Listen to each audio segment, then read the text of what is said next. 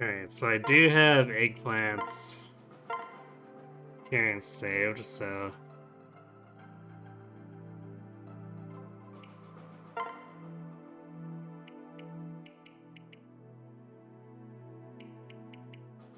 I don't need to ask you to repeat it either.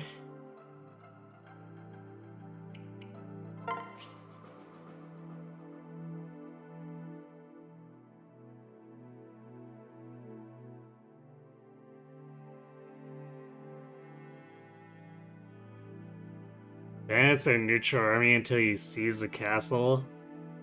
But you won't be able to attack them anyways since you're blocked by neutral army cavalry?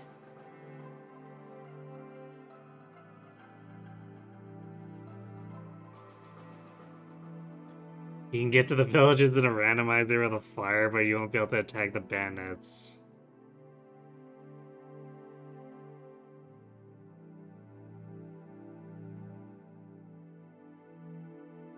That's really weird implementation.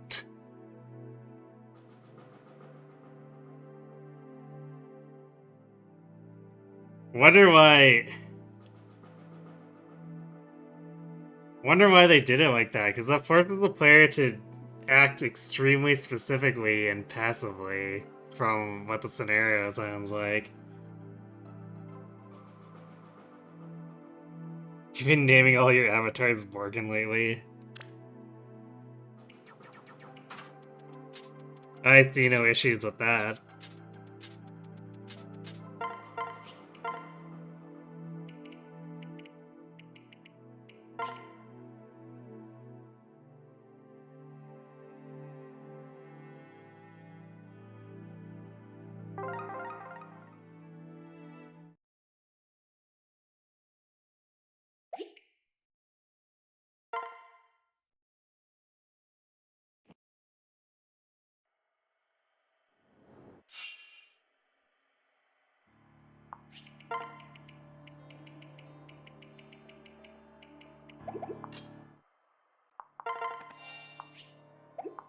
On my mark.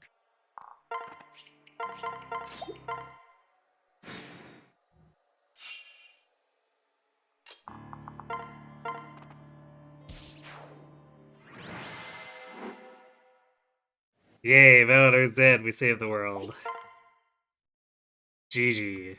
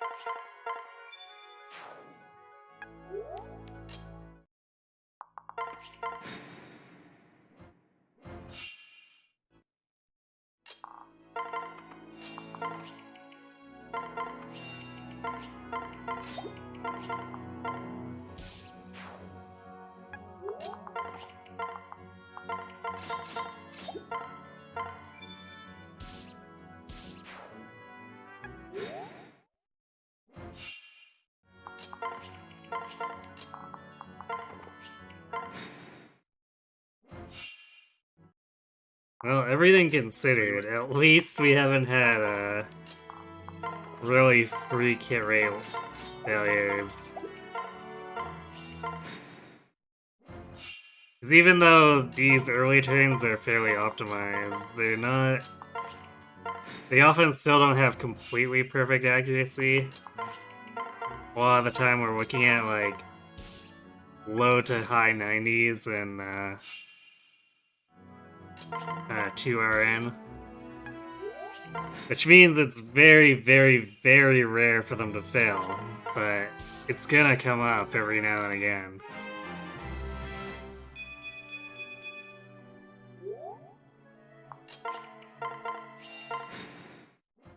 And when it does, it's typically not pretty.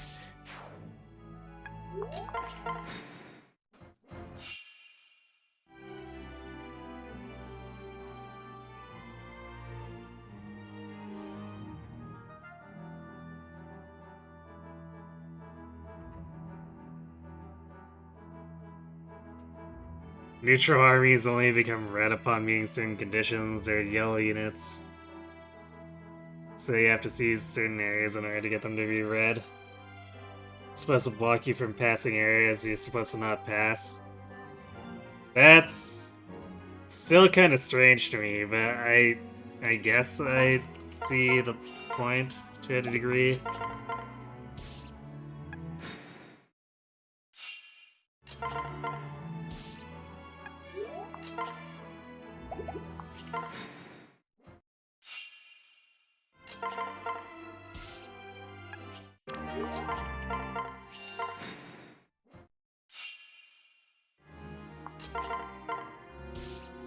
Because I think if I were playing it logically, I'd feel like that really disconnects the gameplay and story integration.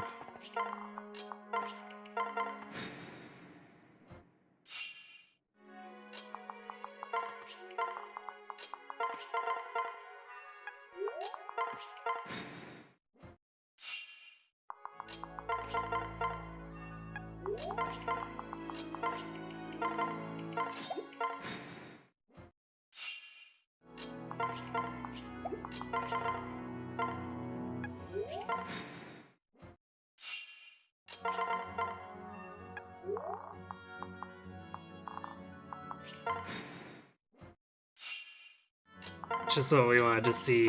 Or Magic +2 on that guy.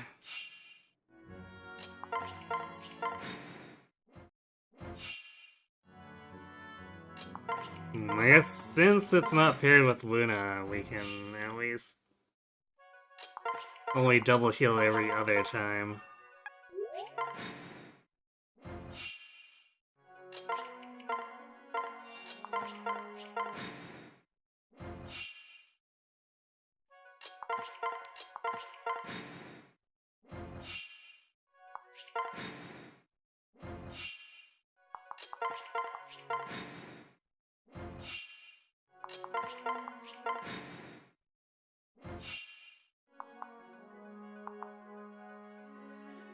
I think we whiffed there. Yeah, nice whiff.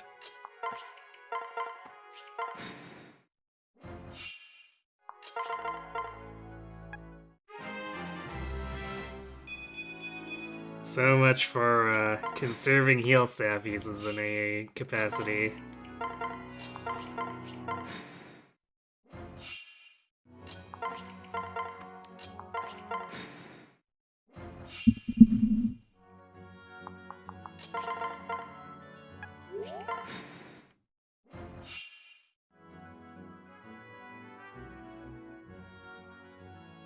Maps are long too. You would describe it like the overworld as a map. The whole part of the continent you are fighting on is one big map, which is cool. Prologue's way of blocking you from advancing was cutting off a bridge, which made sense. The only time neutral armies make sense is Chapter 3. That's unfortunate. 'Cause it sounds like a cool idea, but like, that's a really ham-fisted way to approach it.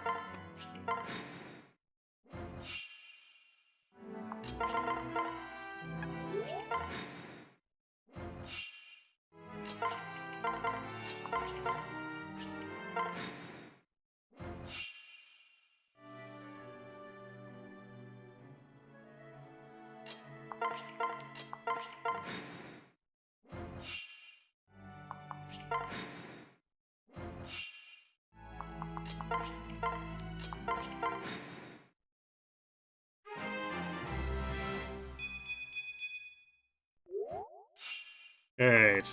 Well, good news is, despite that whiff, our stats are definitely looking better this time.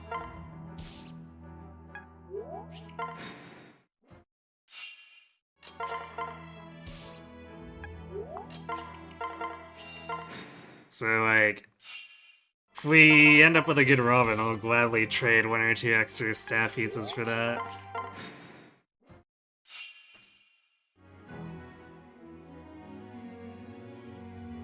Yellow army is it, and they're obviously bad. Or the enemy is the yellow army and they're obviously bad, why would they be neutral? In Chapter 1, the way they prevented you from advancing is through having the forest closed.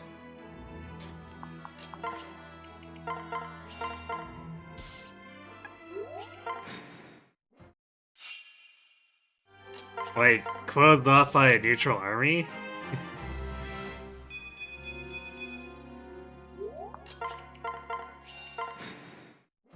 Because I feel like a neutral or the forest being closed, so to speak, wouldn't stop an army like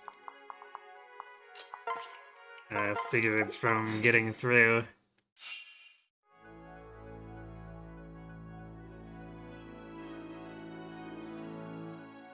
Closed by like trees, okay. Yellow tiles are a thing and your units cannot pass them. What?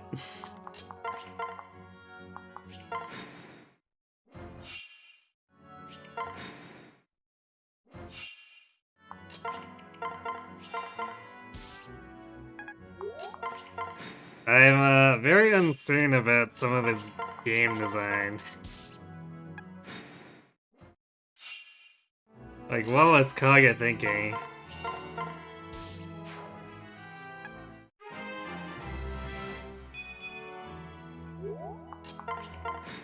Okay, that was a less than stellar level, but...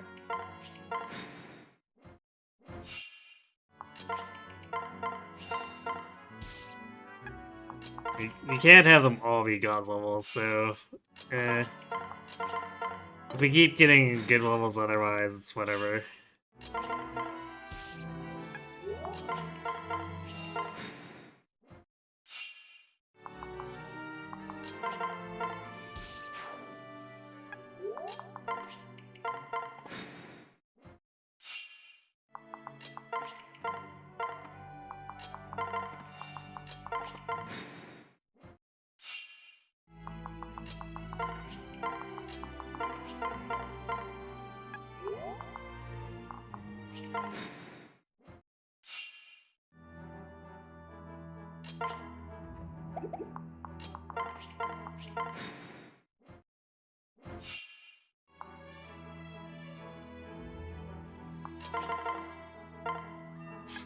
Okay, just enough durability that we don't have to double heal every turn.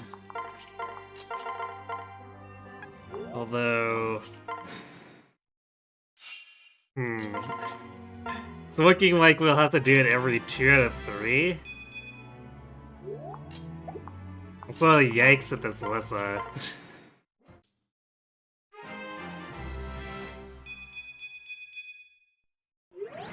Okay, so we're a touch slow, but we've got a lot of magic.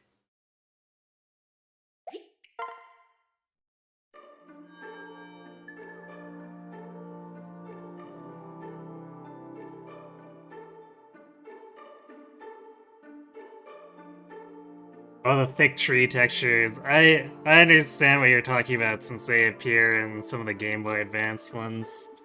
Where it's just they're impassable for seemingly no reason.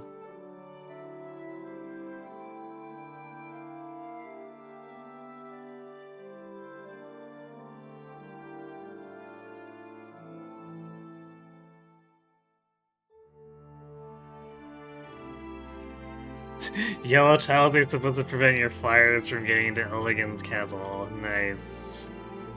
Good job, Kaga. Kaga also made res growths of 3% and it's unhinged.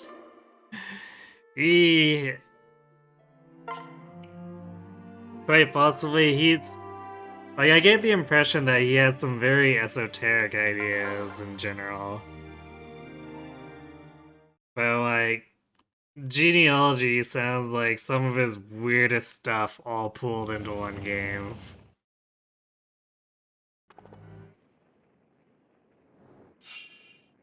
Oh. And I say this having seen what, at least part of original Gaiden looks like.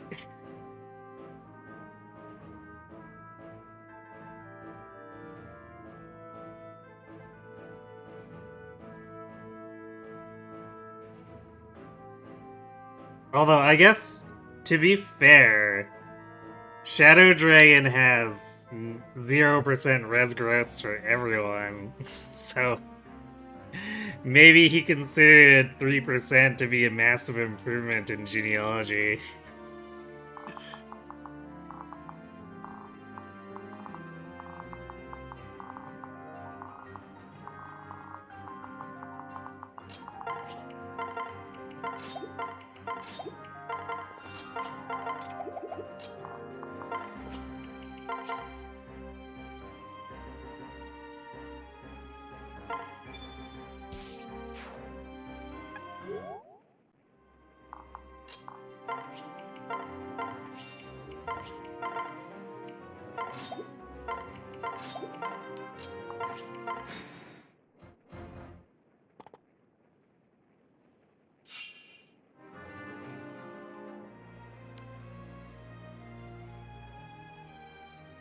I do find that an interesting tidbit, though, that your holy blood apparently improves your growths.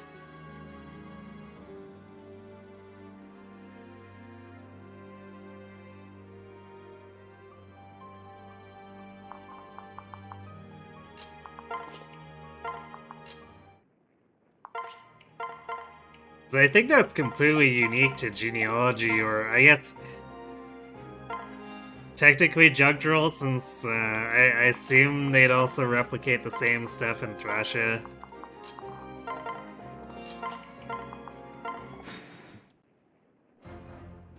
But it's like, it's not like you're, oh,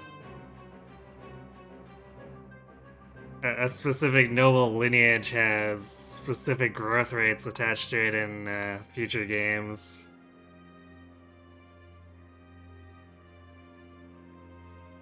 Playbud is broken, especially in randomizers. Yeah, I mean, I've seen some of those, some of the weapons that come out, like, that you can use with the Holy Blood. It's like, in a game with low stats, why are these Holy Blood weapons giving you, like, plus 10 and 15 in stats? It just seems completely off the wall.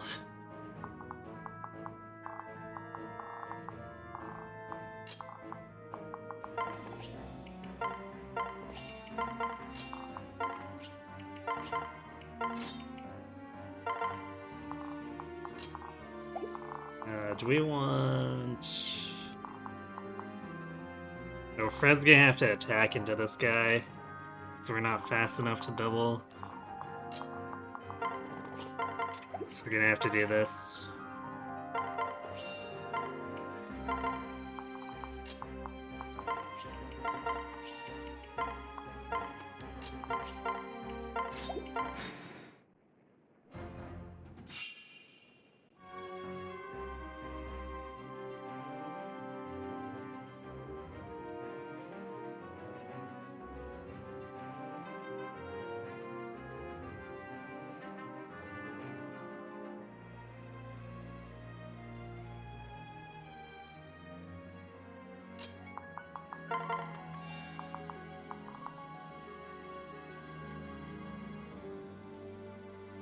This archer is kind of off course. What the heck happened there?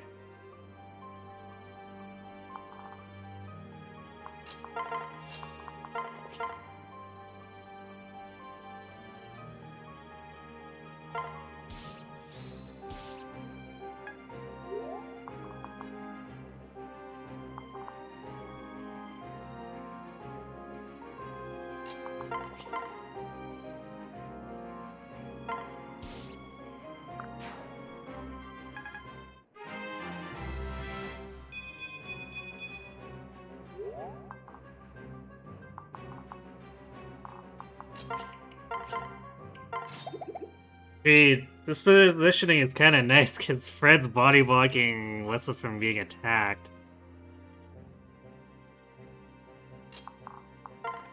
So we can actually do this since we don't need Prom to protect Wessa from being doubled anymore. And check it out, we got to kill the archer with Robin.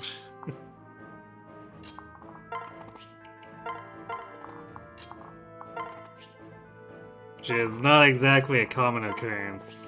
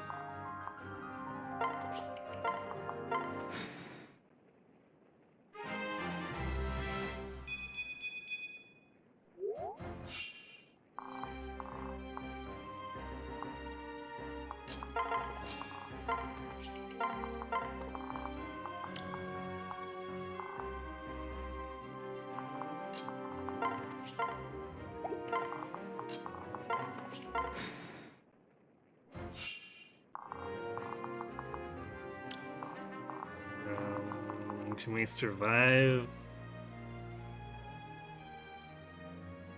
Well, I guess as long as we get healing, it's fine.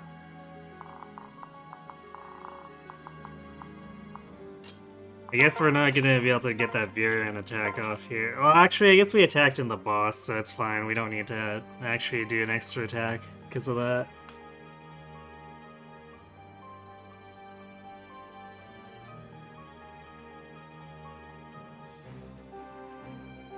Your chapter 1 in Lunatic, your Lunatic run was hard, but you got lucky with a 6% crit from Robin that carried you. Well, I'm glad those Thunder crits work out for someone.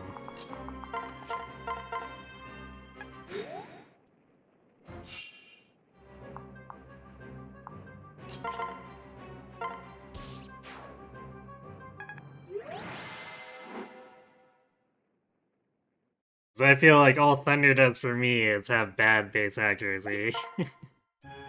And occasionally we get crits, but half the time they're against enemies I don't want crits on in Chapter 2 and then I die.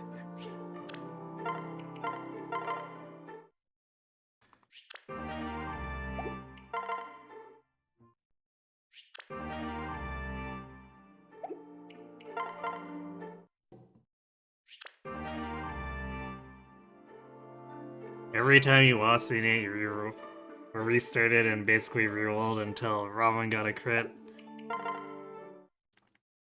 I feel like that's a common approach to a lot of these maps for people.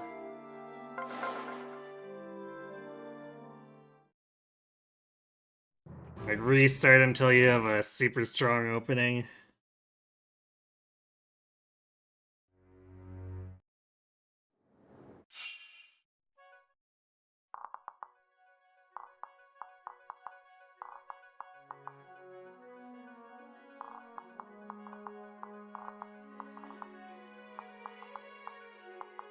Surprisingly, we're seeing very little of Gamble on the Mountain Barb lately.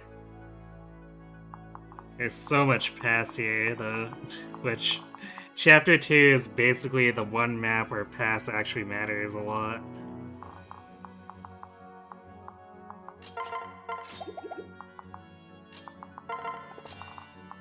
Mostly because it screws with the AI movement.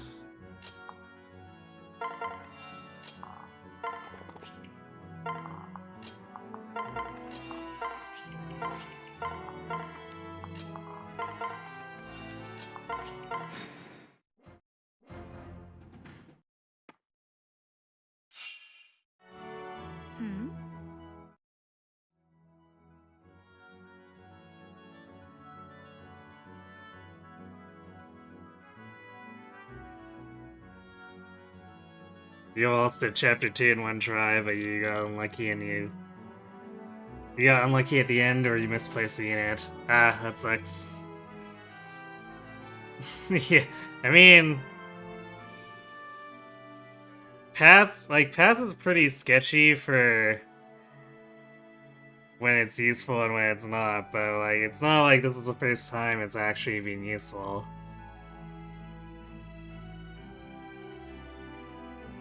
But yeah, it's It's definitely a niche thing, so it is a little bit unusual that the AI can use it in any capacity.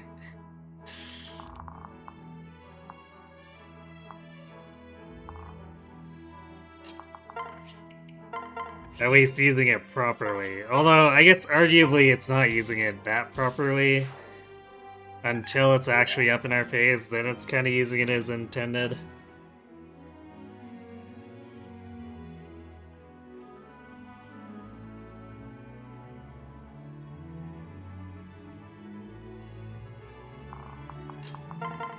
I'd actually say that the Fire Emblem game where Pass is at its strongest is actually Heroes.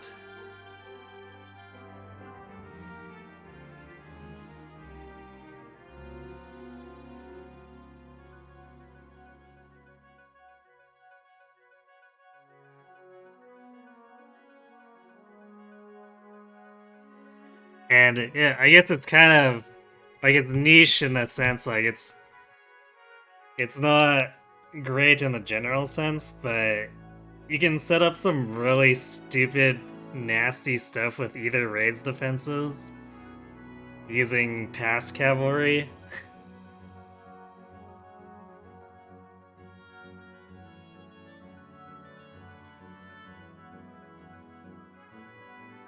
Pass Legendary Sigurd sounds like a nightmare.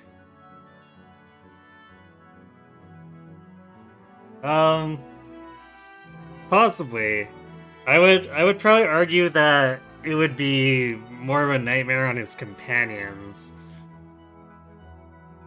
Because Sigurd drops the +1 movement and then his companions get to go.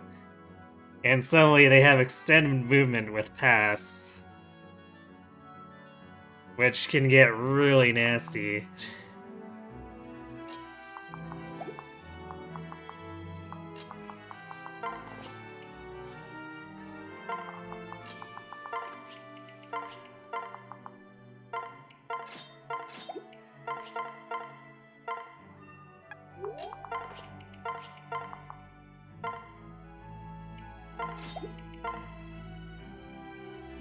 And doubly nasty if the defense is running any kind of Pathfinder in addition to that.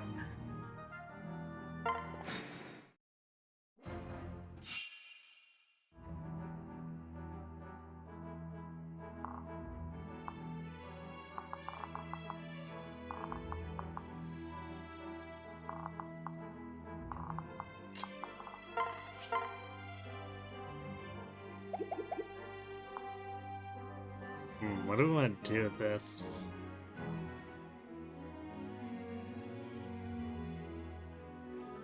So I'm kind of disinclined to stay at the bottom, because what's probably going to happen is this guy moves here, and then we get clumped up here and basically pincered.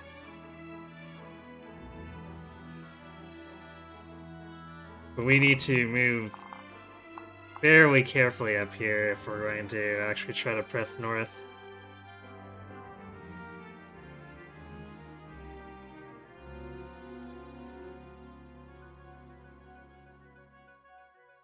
To look at those Ignis stats.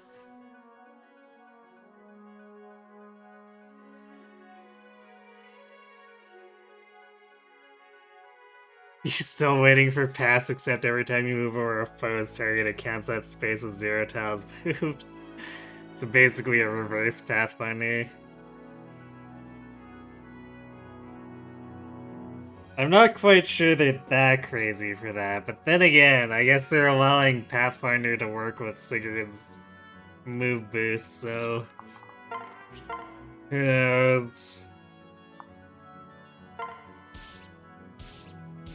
Nice. Very clean.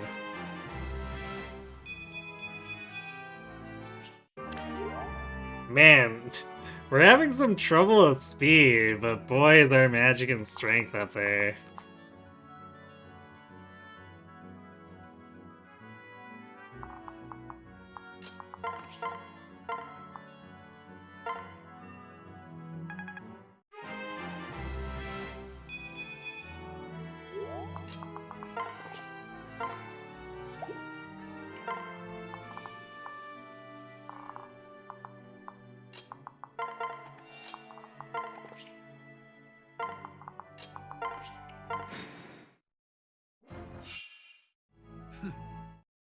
So unfortunately he got the woods on us here. But it's better than me giving him the mountain, which would have happened if I had Fred here.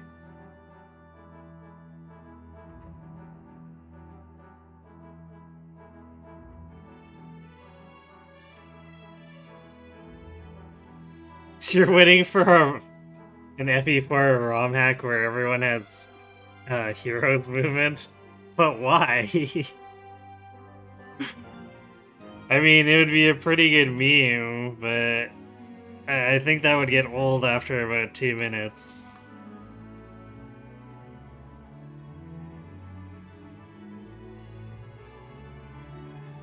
It's considered the Jagan in Conquest, you'd say Gunter, but you lose him like immediately before the game starts. I mean, it pretty much is Gunter, just he's implemented in a very unusual way, since you lose him almost immediately after you get Corrin rolling, so then it's almost like Corrin kind of takes over as your Jagan temporarily, but Corrin actually has good growths. So it's I don't know, it's just weird, and it's a thing that they continue into 3 houses too, where you just don't really get a dedicated Jagan.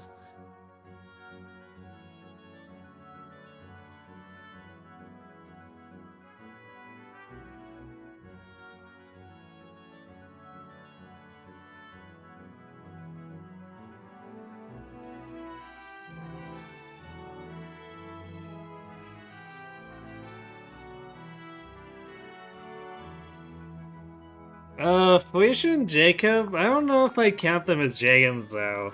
Like, as they start in a promoted class, but they have actually good experience gains. And their growths, while I don't think they're the best, is still... Like, it's definitely not like traditional Jagan level.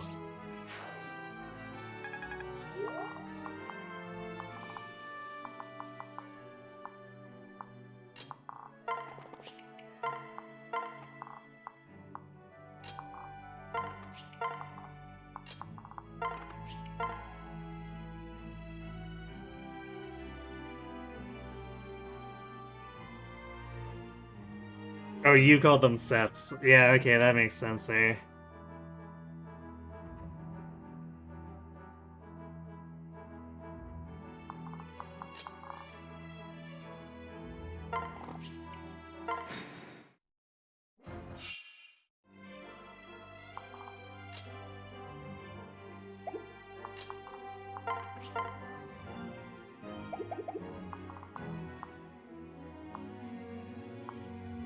Man, this is actually almost a good setup, except the barbarian's a little too far forward, so he covers this soldier.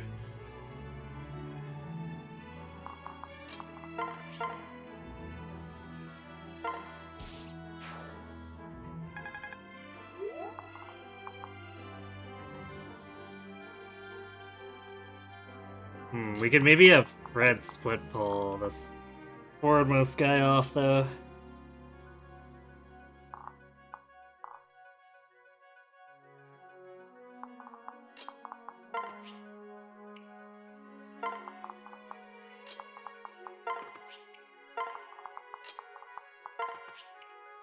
This is definitely not my normal approach to this map, but the enemies very cleanly divided themselves, interestingly enough.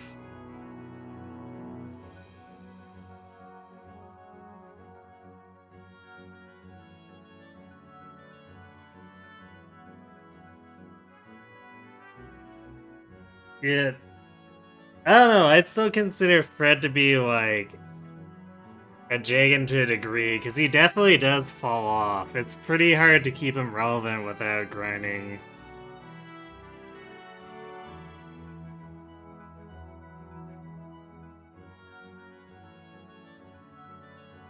And yeah, I think his hit point growth is 110 or 120, so occasionally he gains 2 hit points, which is pretty funny.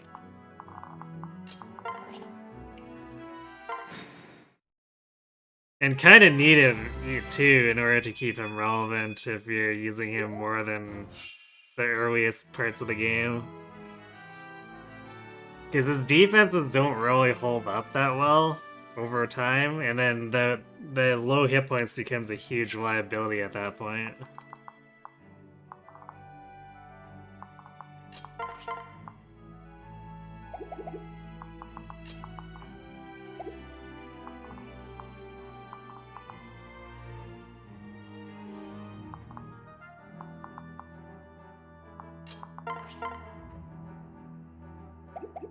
I kind of want Virion to attack this guy.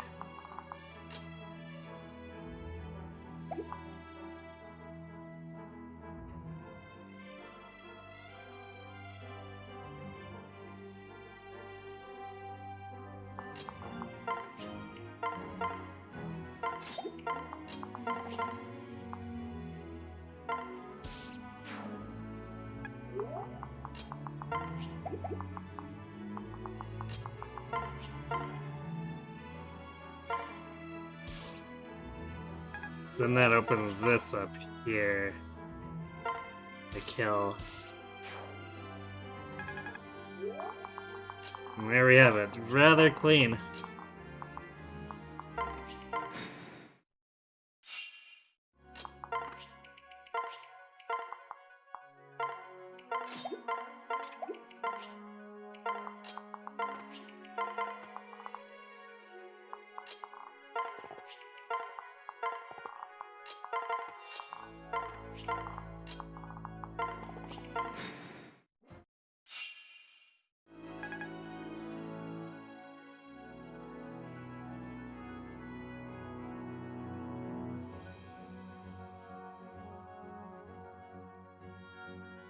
I mean, 50% speed growth doesn't really keep up when your base is 10 and then you barely gain experience off of enemies.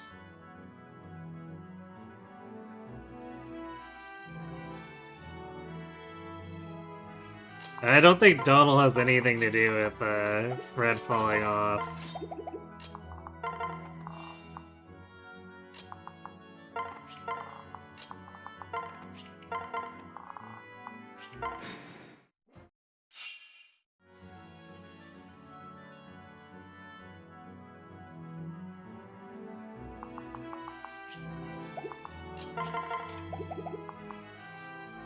Man, we're not even gonna double the barbarians with Sully. That's pathetic.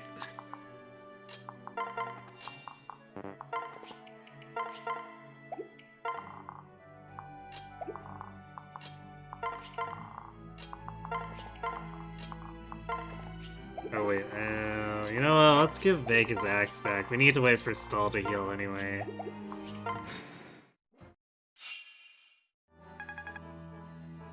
Was Tiki in Awakening even? She's... I mean, she's almost kind of like a late free-promoted unit. So kind of like... I'd almost classify her similarly to, say, Hawkeye and Blazing Blade. Where she's... functional, I guess, but she doesn't do anything great. Yeah, she has more story utility, I guess. But like, in terms of gameplay-wise, she doesn't really do much. Like, she's kind of just there. It's similar to, like, say, Sayri, where Sayri serves a story purpose, but, like, gameplay-wise, she's kind of eh.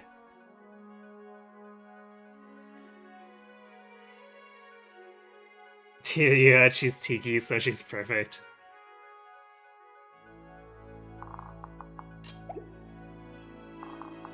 I mean, I'm all for Tiki bias, but...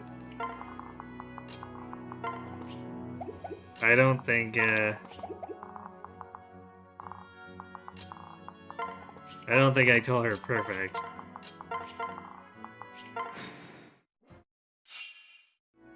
Hey, Infid.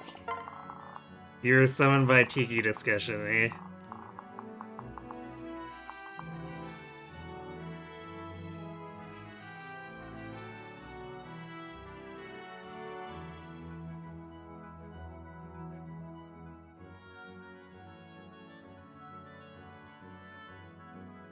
You've been lurking for a while, but I'm sort of tired, but yes. Haha.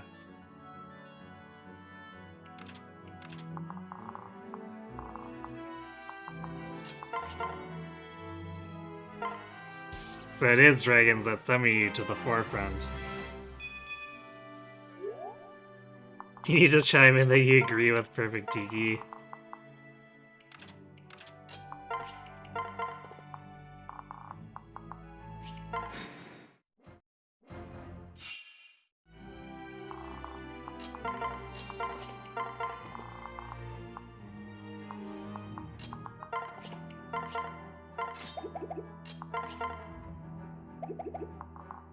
Like I said, she's at least got a pretty good inclusion in the story, but they really could have picked a better place to have her join the party.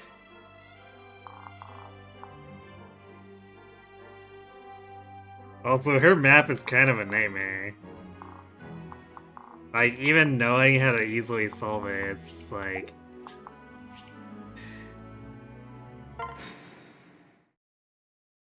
It's kind of like that map that just blindsides you, because it's not like there's any other enemies in the game that function quite like those attackers do.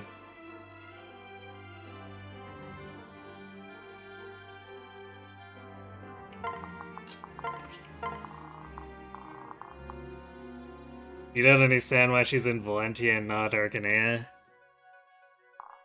Yeah, that's a good question. I mean, I guess given her nature, it wouldn't be out of the question for her to have traveled, but...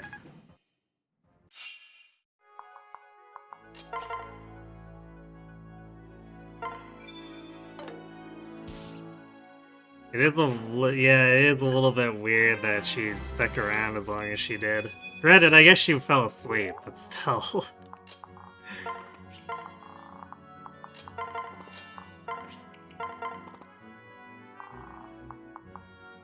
Actually, wouldn't that be funny? You go on vacation, you just go to a hotel, and you pass out, and several hundred years later...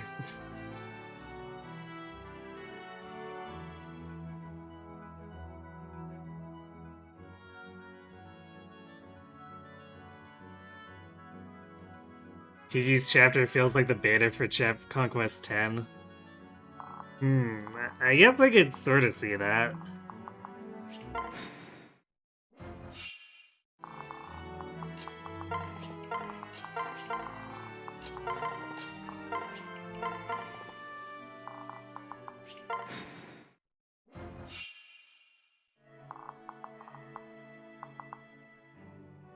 These overlapping ranges. I don't want to pull the soldier because then this barbarian's probably going to come in and cut us off.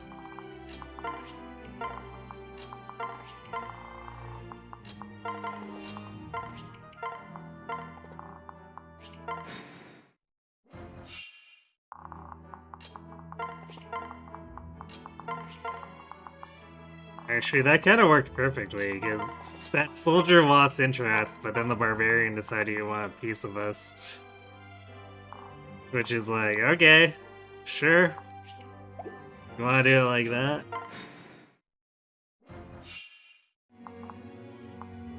Ouch. Alright, so we got hit by a 16. Which is hilarious.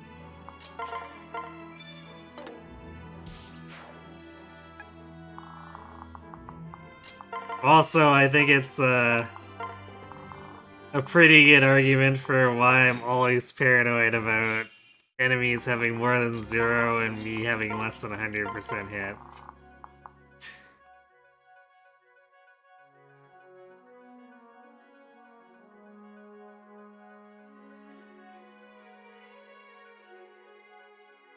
You have to appreciate how terrifying Pair Up is when it's used against you.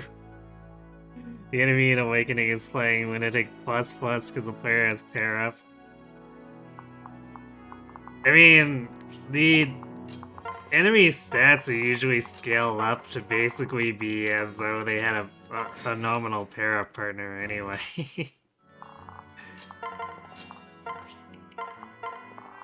Like, if you ever look at any of the Lunatic stats, like, I can't be the only one who gets that impression, right? Right.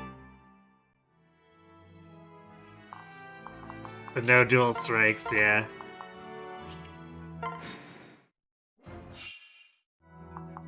It's true that none of the dual strikes or dual guards are included.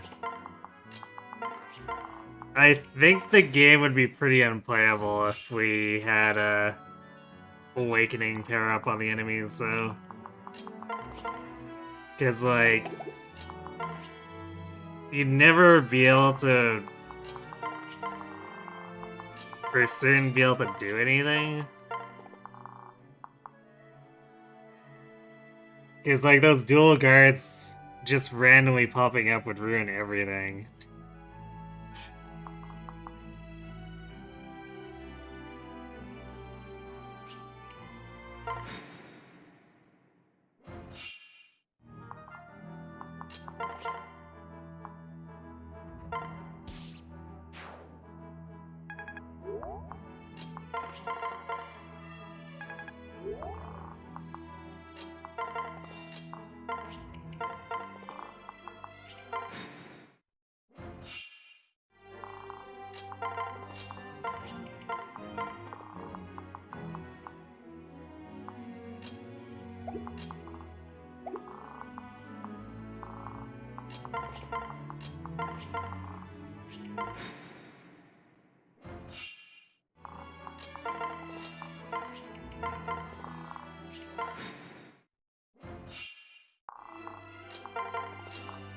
Our Robin isn't that good. They just not inclined to coming out to fight her, though. At least, I guess as far as the target to be attacked, but like she hits back pretty hard, but most of the time the AI doesn't really care about that.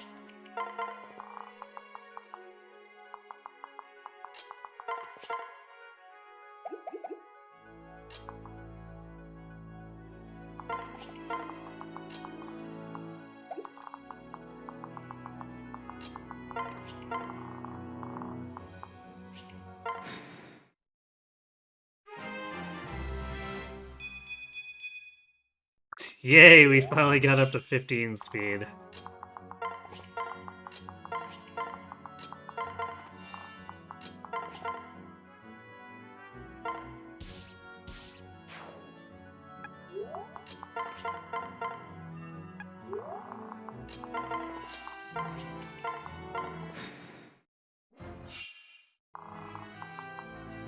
I see.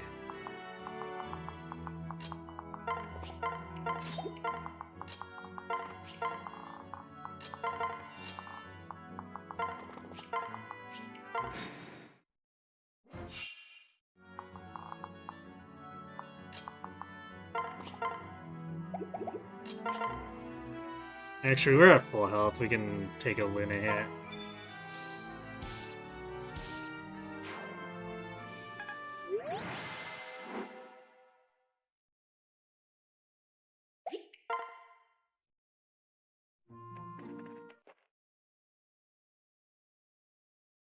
You're now 100% in the Malignite Elise camp. Having a Wyvern Knight with 11 reds early is comfy.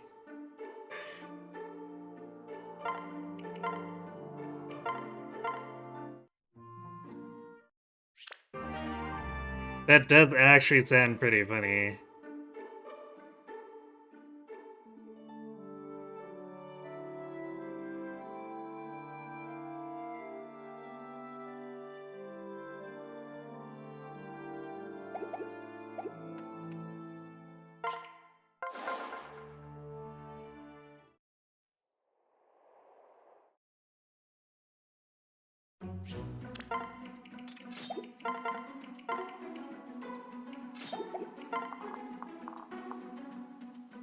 Yay, a knight that doesn't have counter.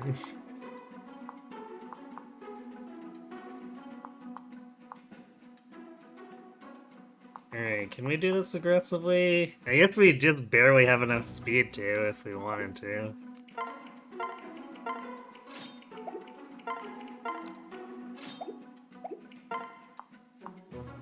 Oh, 13D, no Luna.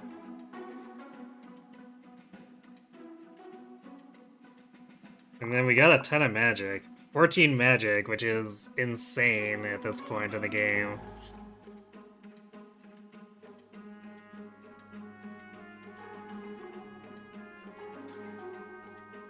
Trap a hand axe on Elise and send her to kill all the mages in the world.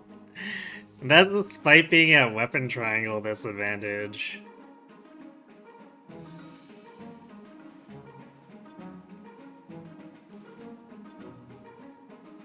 Welcome back, Sable.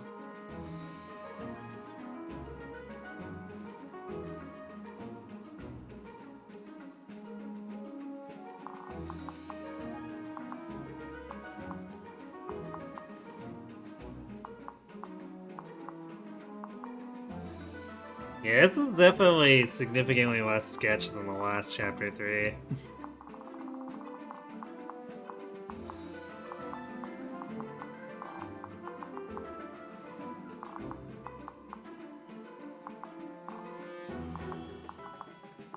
Wave 2 might be a little weird, but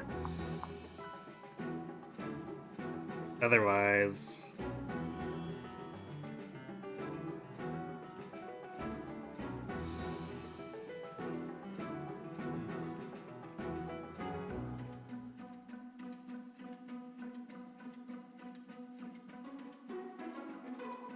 Wait, what?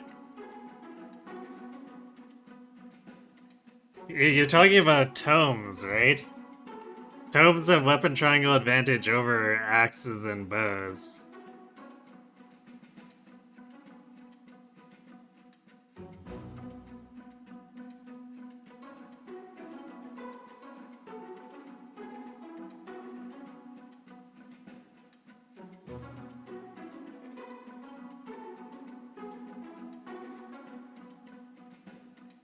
You're talking about the triangle? What, you mean the triangle in general? So everything is at a disadvantage against Elise? She ignores it because of her giant anime hair. I mean, if that's all it took, I feel like a lot of characters can ignore the weapon triangle, which I suppose quite a few do, but still.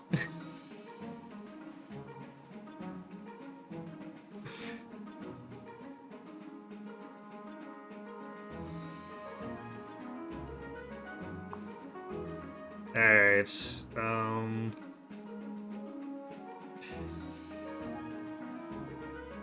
I guess this should be a fairly simple approach. Relatively speaking, it's always a bit dicey to actually get into the choke point. Zama has the advantage because he does not feel pain.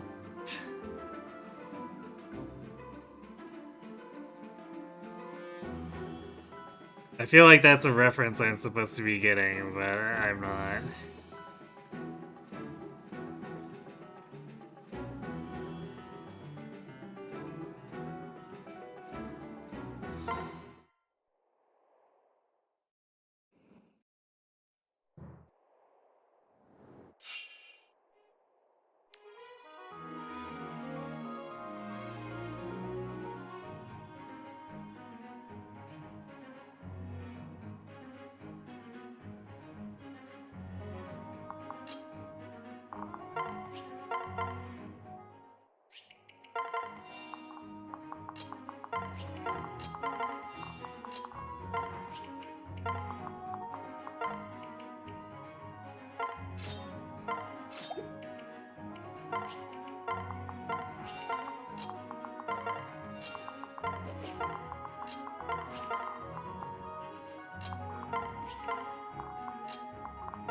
See, I guess Fake doesn't have to split pull this now, because this guy doesn't have Kenner.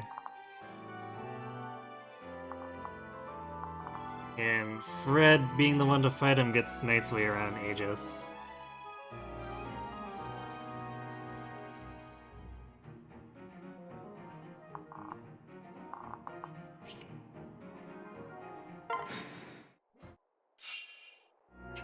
guy out front gonna have? These both have Pavis, so I don't know how much I want Fred to fight them. Well, I guess it gets some experience, but it also burns through the javelin a bit. Still... actually we probably want to just do it to conserve what tome uses we can. Because we're kind of in an awkward situation with them again.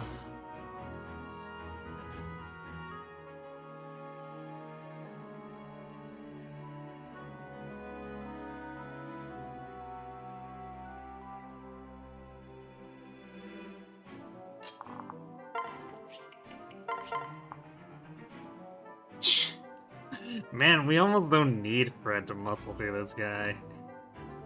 Look at the damage. What the heck?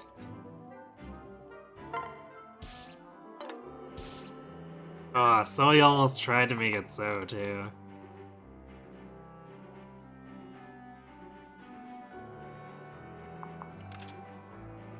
She would have done... she would have been 1 damage short.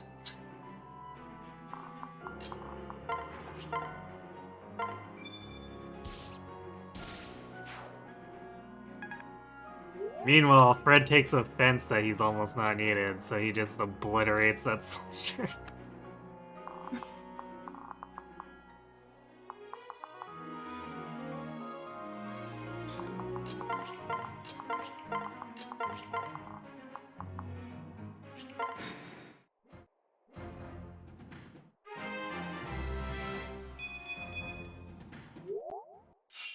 Well, we did get speed.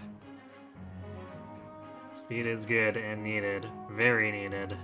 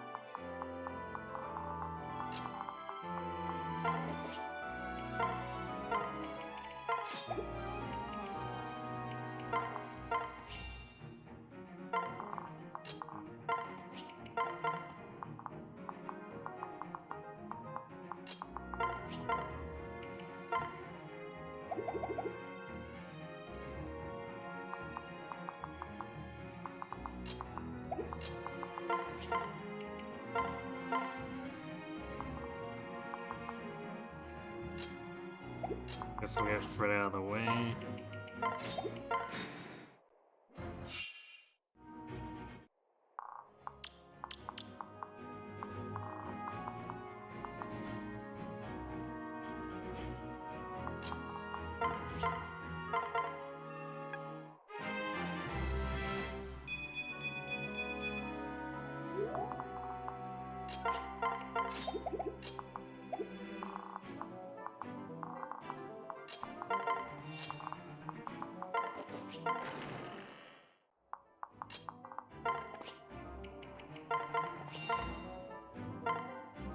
Man, she just took Muriel.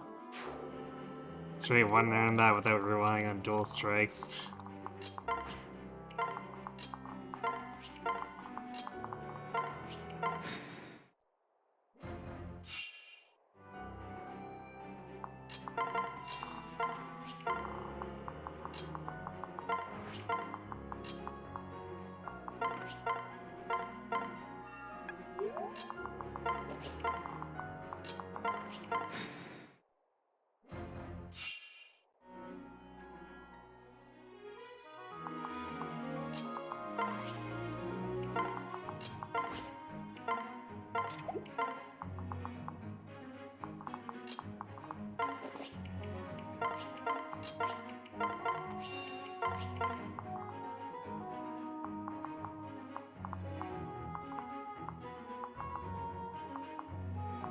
Now they didn't have Aegis, so we should be able to pick them largely off with tomes and not end up in a bad situation.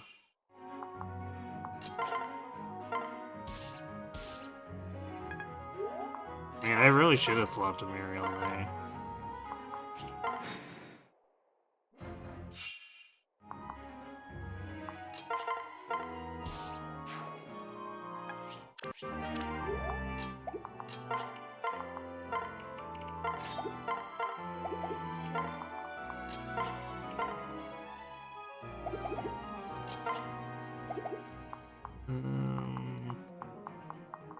Might be able to get away with not healing, or not using a vulnerary, and then healing staffing later. We'll have to see. Hinges on us killing these guys quite quickly. Yeah, so our speed's not super amazing, because without Chrom we don't double these guys, so we can't swap to Muriel as a partner.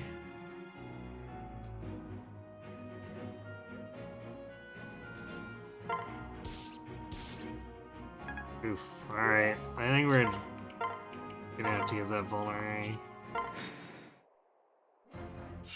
In theory, we shouldn't have to use any more after that, because we're gonna be cutting through these guys quite quickly, but we'll see.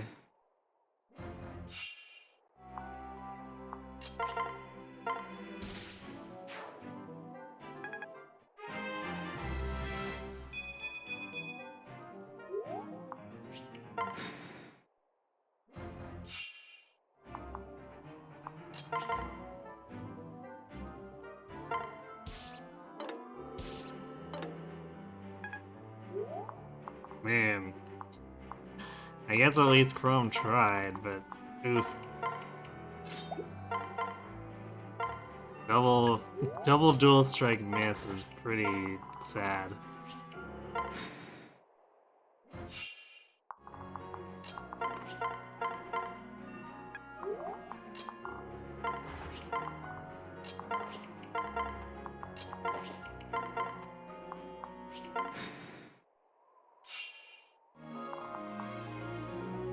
What do we do about these guys? Do we actually survive these if we attack into them?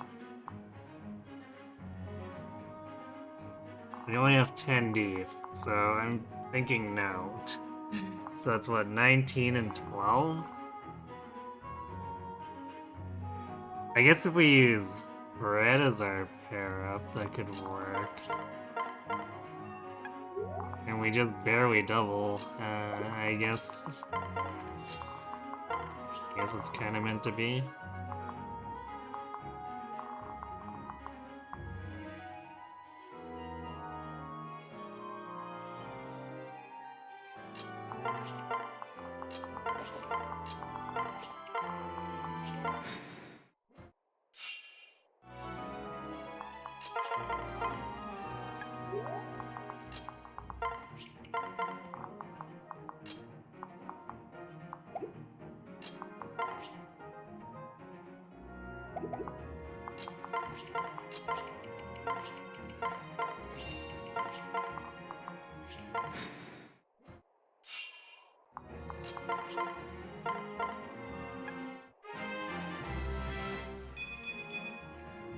Let's make sure we swap it over to iron.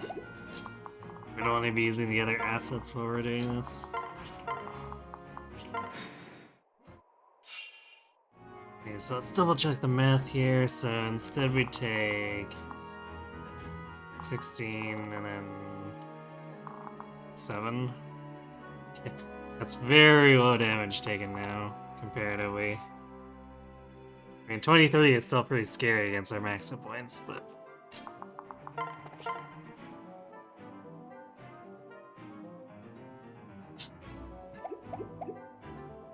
Maybe we should take the Thunder back now.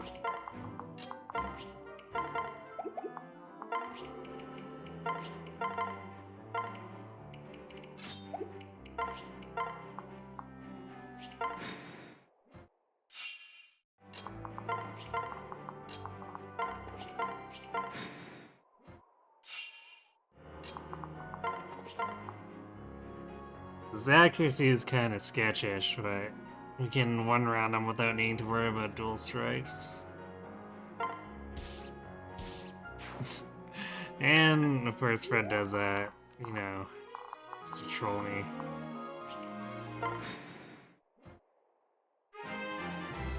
Nice. Magic stopped growing, but like our other stuff is in really stupid territory, so I can't even be mad. Unless, of course, we don't get to 15 before Chapter 5, but this is generally really silly.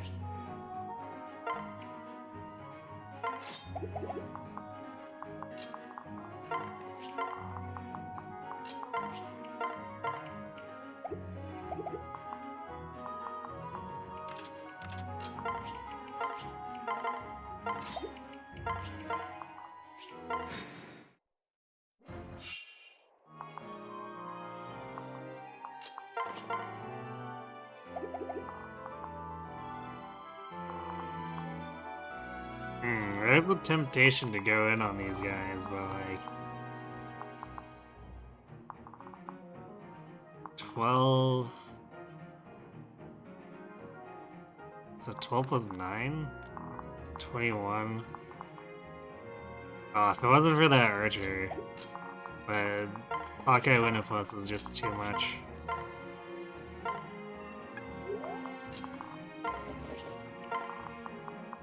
We try to disrespect that and we're just gonna get obliterated.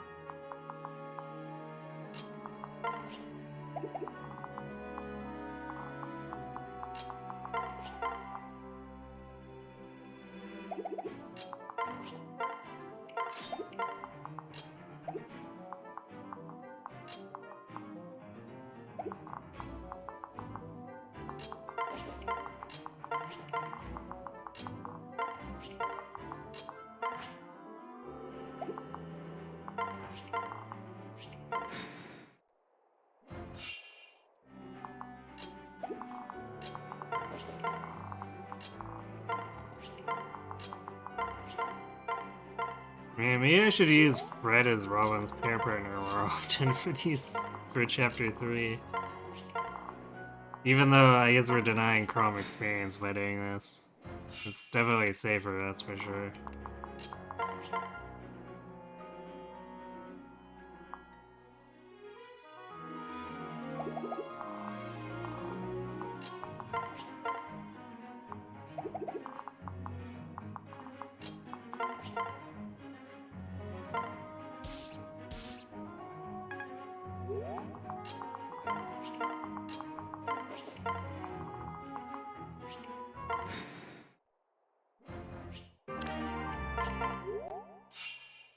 If we managed to avoid doing Ring Around the Rosie, impressive.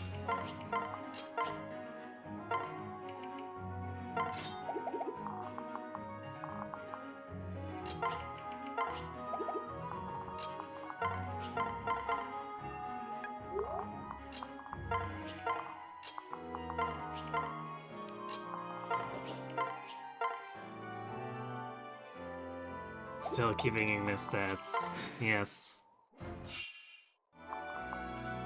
I mean, it's kind of what Robin's sort of built to try to do with her growths. Otherwise,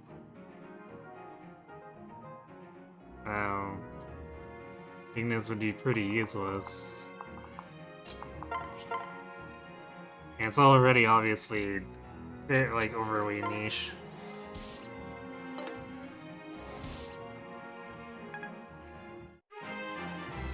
Very few, or like only Robin's line can learn it.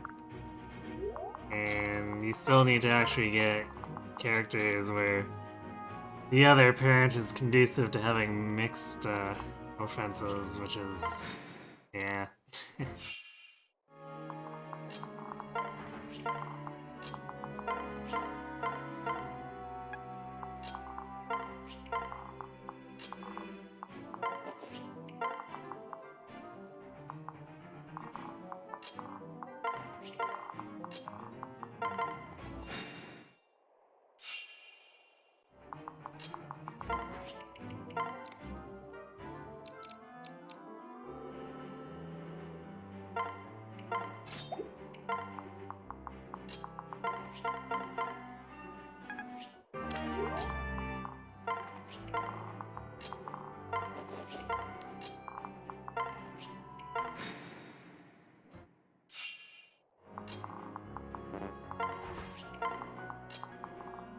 I think this is a pretty good demonstration of how things go significantly faster if you don't have to ring.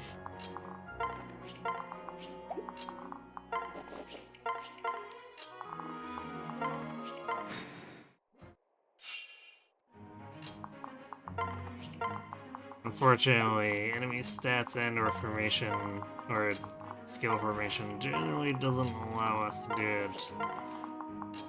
So it's always notable when we can get away with it.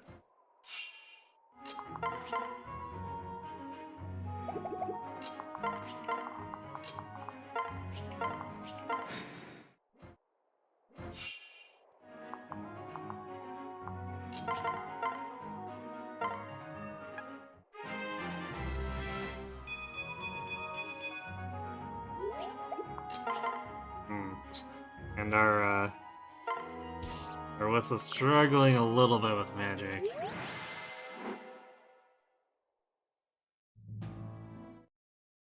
See if that turns around.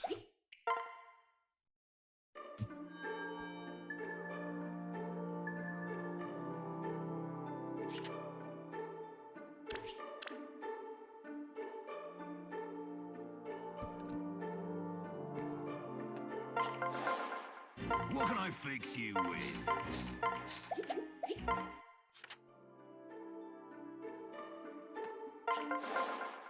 I carry only the finest.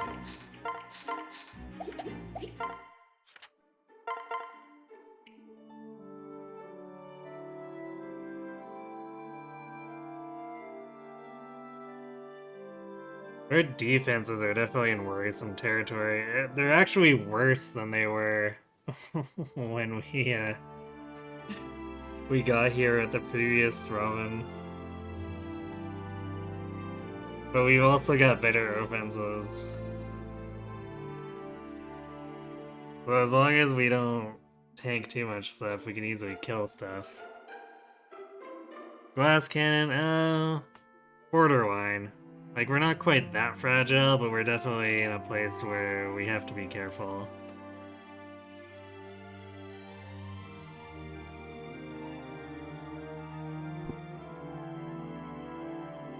At least, I guess, when we're running the red pair partner, we're definitely verging on glass cannon when we swapped using chrome. But as they say, just dodge, don't get hit, right?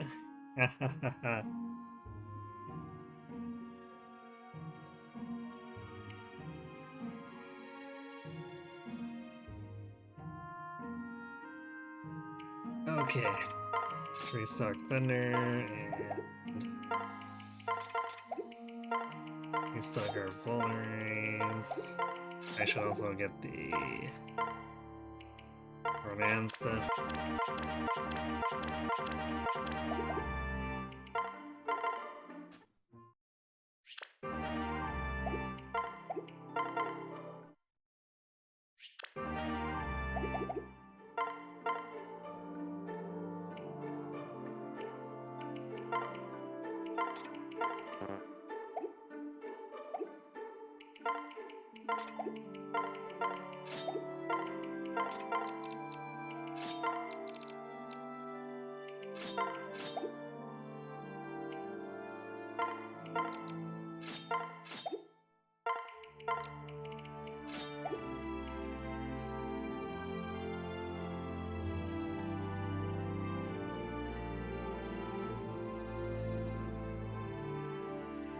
We got the C support and Fred gained the 1 strength, so we might not even need the strength tonic.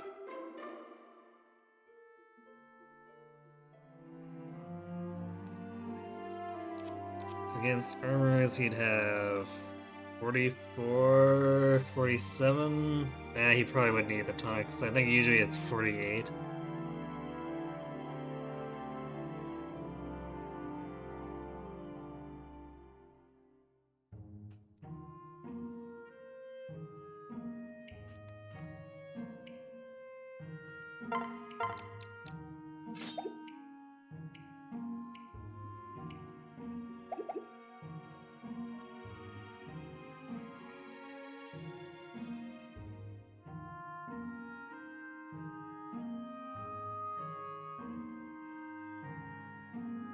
I'm just considering. I think what we're gonna do is we're gonna mostly finish chapter 4 and leave a battle save at the end of the map. I guess we could also do prep for Paralog 1 and just do a battle save at the start of it.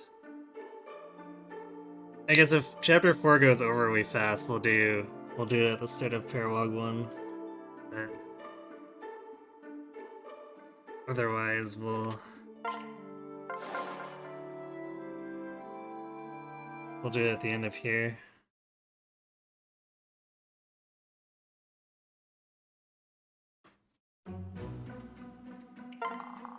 Let's see. Oh boy, Aegis counter. Well, guess we're gonna. Oh, Aegis pass. Alright, that's better. That's still not great. So we don't like dealing with Aegis.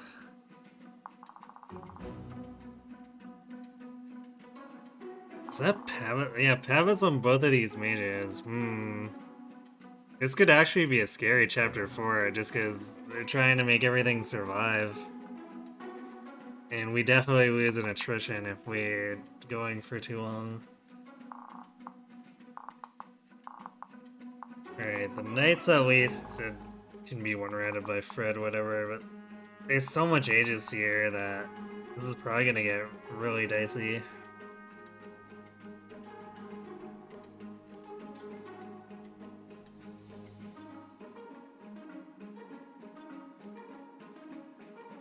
Actually, the Pavis on the mages are...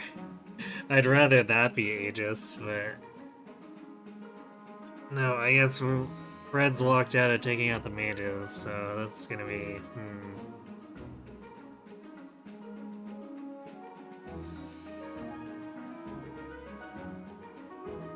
Almost considering using a Deef Tonic. Just to extend our bulk as much as we can, because this is gonna be kind of intense.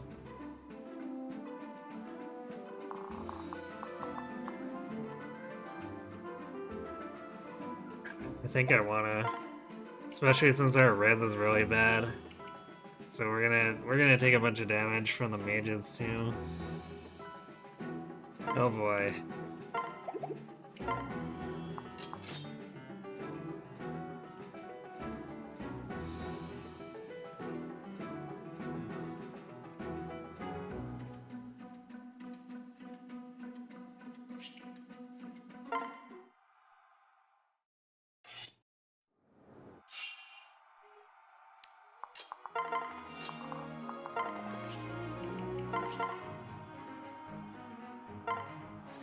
And if it wasn't for the Aegis, we would run around these guys. Well, I guess Fred can also do that.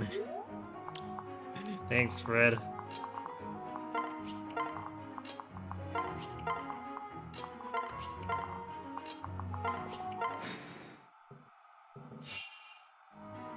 Wow, Fred is just on a roll with those dual strikes. Holy crap, man. I'd say settle down, but actually, please don't settle down.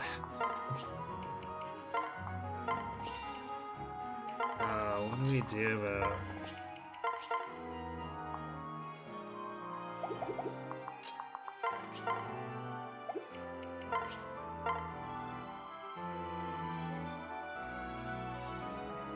If we get a dual strike at all, it kills, but it's kind of iffy.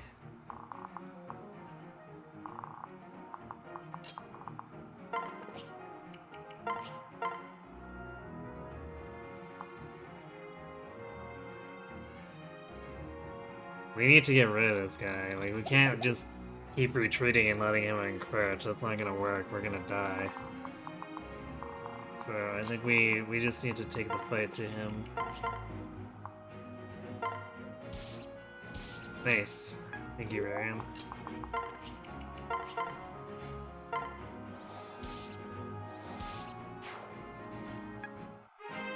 So our damage is gonna suck, because presumably the mage is gonna fight Fred, and he's gonna attack into Pavis and do like 6 damage. Yeah, that was pretty sad.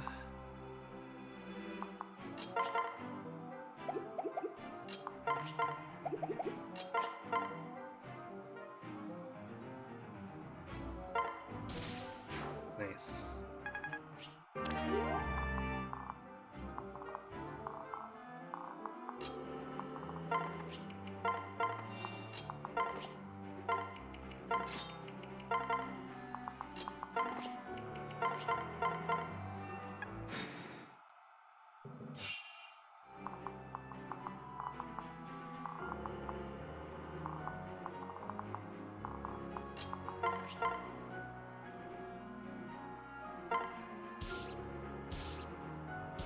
Yay! Chrome did things! Hooray!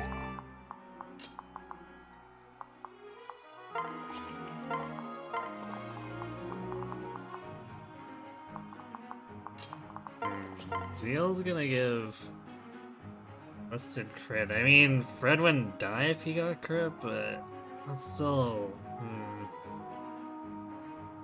I'm not sure if I actually want to bait with him there. Especially since I'd rather have him do things against this guy afterward. Or, okay, well, I guess... or the enemy could just be dead. I'm fine with that, too.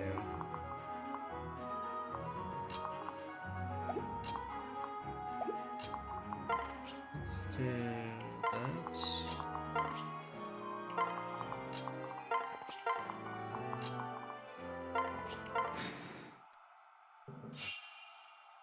Nice. This actually turned out pretty well. Okay, yeah, that was a surprisingly fast chapter 4 for what we were looking at for enemy skill sets. Like, that was actually legitimately scary.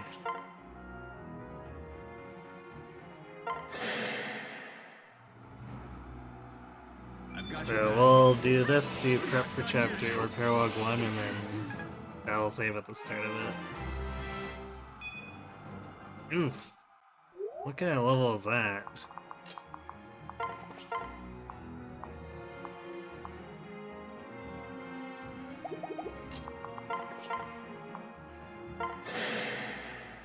You're my savior. I am.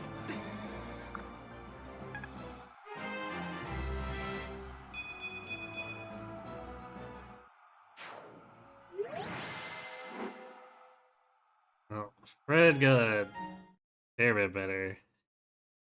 Although still not super impressive.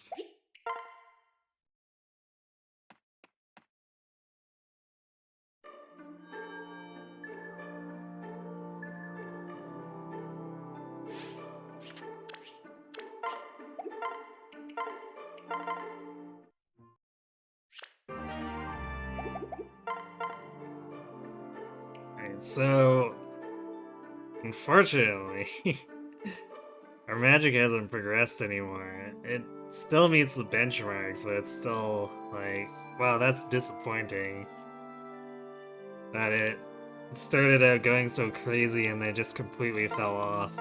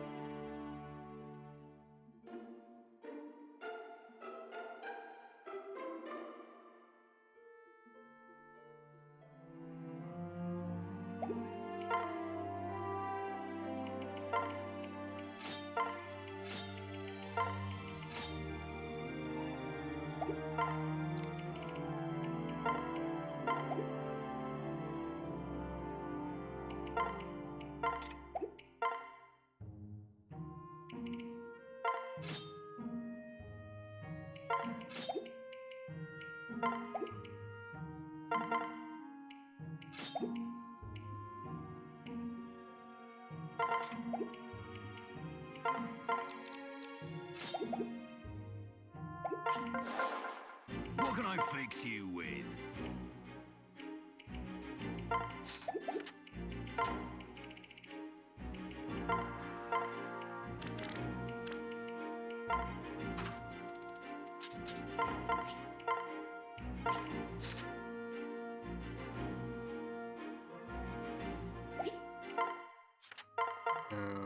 I guess we're at 10 deep, so we can still use a deep tonic. I'm gonna buy another replacement because we definitely need one for chapter 5. And Rhythm might show up on the long fort. And that would be very tragic.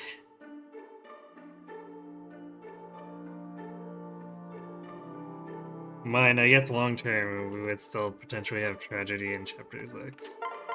Because we almost need the deep tonic as much there.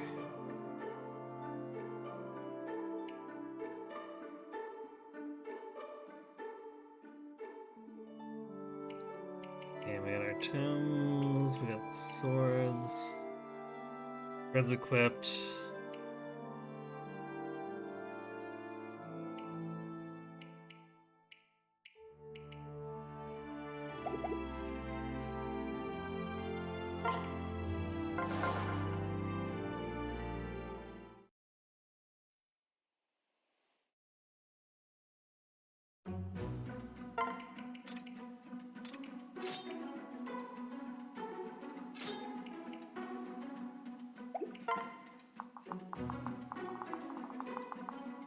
Okay, so we'll just take a quick preview of this before.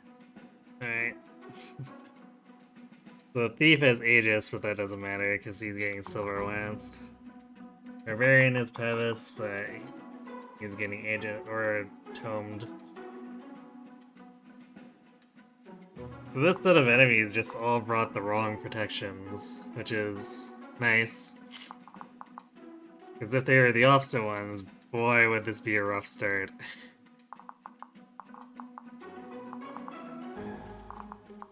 Is there no... I don't think there's any counter here. No counter in the first wave, I see. The second wave is a bit... or this middle part here on the way to Killer Lance Interception is a little scarier, but it's not bad.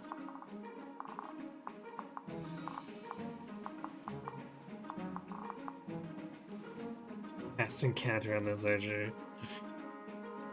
You know, just make training Donald harder. Well, I guess we can corner this guy instead.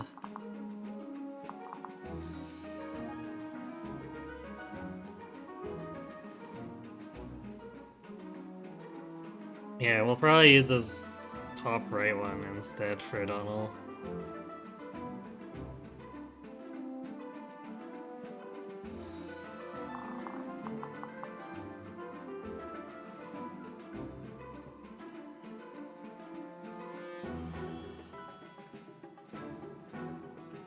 Alright, good night, Sable.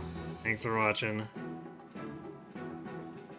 I'm pretty much done here anyway, too. We're a little bit early, but I don't want to get like 9 minutes into this pairwalk and then quit.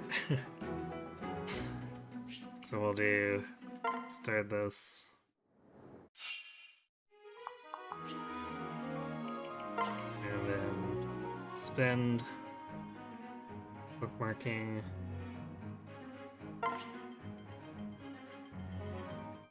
So yeah, that was very unfortunate for Ringo, but I mean, we did what we could with the stats we had. And in the end, it cost us because we had to overspend on our budget, and that was just it left us with fewer options, and then we just couldn't deal with it.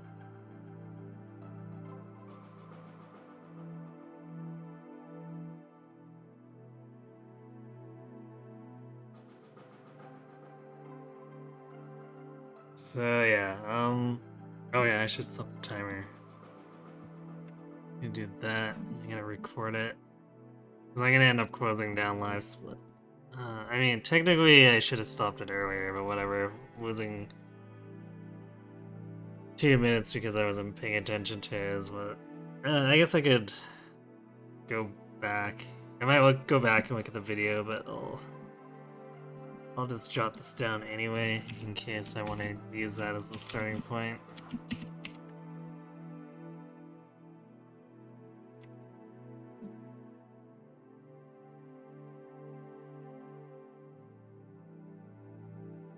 Anyhow.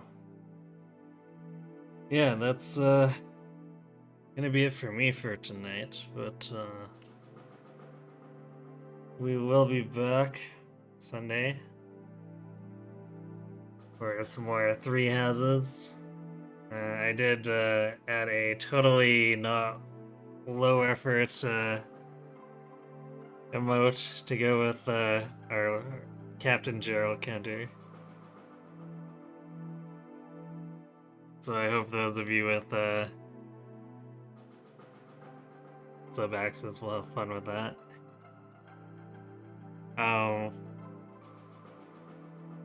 And Monday I'm very likely to do a bonus stream where we do some more super bossing in PSO2. We're getting to the point where fights are taking long because the enemy stat buffs are getting to be a little much, to put it bluntly. Especially since I'm not one of the super overpowered sign classes. But yeah, I'll post the times I'm thinking of in the Discord.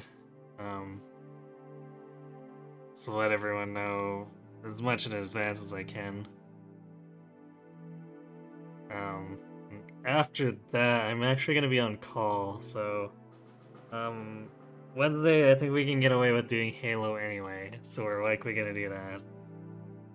Friday, I'm not going to want to risk interruption on these runs, because even though we're doing it segmented, like, I don't want to get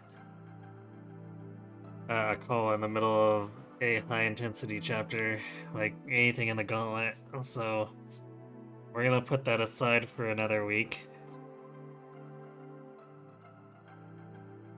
And then I'm not sure if I'll want to do 3 houses either. We'll see. I'll figure something out for Friday and Sunday during the on-call week. We got a decent amount of time before that happens anyway, so I might do something like some more story with PSO2. We'll see. But yeah, thanks for watching everyone. Hope to see you Sunday and have yourselves a good night.